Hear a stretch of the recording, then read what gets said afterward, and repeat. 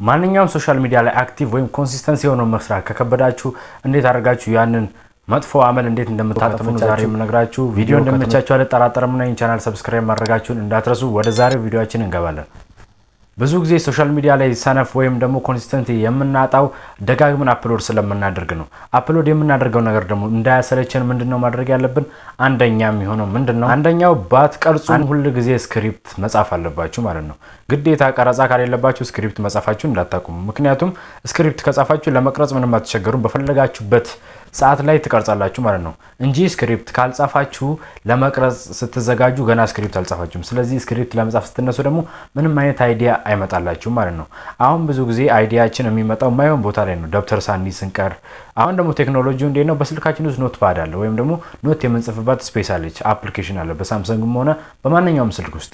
ስለዚህ እዛ ገብታችሁ የመጣላችሁን አይዲያ ጻፍ አድርጉት። ምክንያቱም በኋላ እጽፋለሁ ብላችሁ እንዳትተውት። የአንደኛው ሀሳባችን ምንድነው? ባትቀርጹም ሁሉ ጊዜ ስክሪፕት መጻፋችሁን እንዳትተው ማለት ነው። ወደ ሁለተኛው ደግሞ ስንሄድ እንዴት ነው ቪው አላገኘህም ማለት ቲክቶከር ወይም ዩቲዩበር ሶሻል ሚዲያ ማናጀር አይደለህም ማለት አይደለም።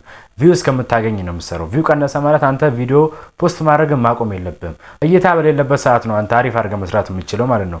ቫይራል ከሆንክማ እንዴት ነው የምትሰራው ነገር ላይ ብዙ አይነት እርማት ይበዛብሃል፣ አንተ መስራት አትችልም። ስለዚህ እናንተ ኮንሲስተንሲ ሆናችሁ መስራት ከፈለጋችሁ አፕሎድ ማድረጋችሁን እንዳታቆሙ። ምንም አይነት አይዲያ ይሁን በራሳችሁ መክሊት ነው መስራት ያለባችሁ።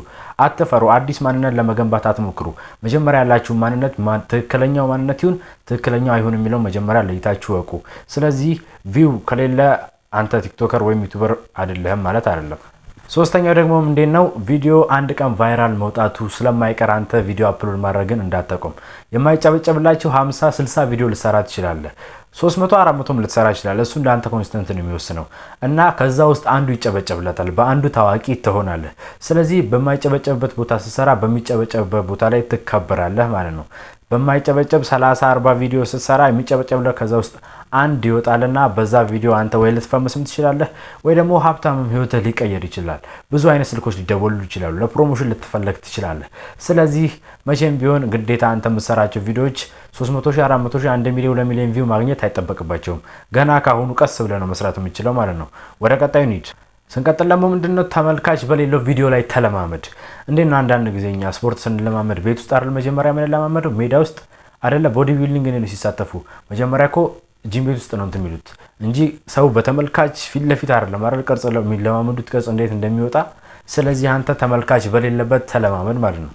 ባይኖረውም የምትለቀው ቪዲዮ ልክ እንደሚታይ አድርገህ እመንና ራስህን አሳምነህ አፕሎድ አድርግ። ምክንያቱም አንድ ቀን ቫይራል መውጣቱ አይቀርም። ግን አንተ የምትሰራው ስራ ወሳኝ ነው ብያለሁ። ከዚህ በፊት የነገርኩህ እንዴት ነው አንተ የምትሰራው ስራ ነው እንጂ የሚወስነው የለቀቀው ቪዲዮ አይደለም። ግን የምትሰራው ስራ ኳሊቲ ካለው በቪዲዮ ኤዲቲንግ ያማረ ከሆነ የተስተካከለ ከሆነ ተምኒሉ የሚያምር ከሆነ ቪው የማያገኝበት ምንም አይነት ምክንያት የለውም። ለስክሪፕትም ተጠንቅቀህ ጻፍ።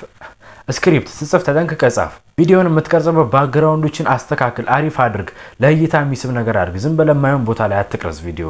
ለምሳሌ ዛሬ ማይሆን አሁን ግድግዳ ላይ ከቀረጽክ ነገ ደግሞ ወደ ዛፍ ስር፣ ከዛ ወጣ ብለህ ደግሞ ወደ ፎቶ አካባቢ፣ ብቻ እንደዛ እያደረግ ቦታ የቀያየርክ ቅረጽ።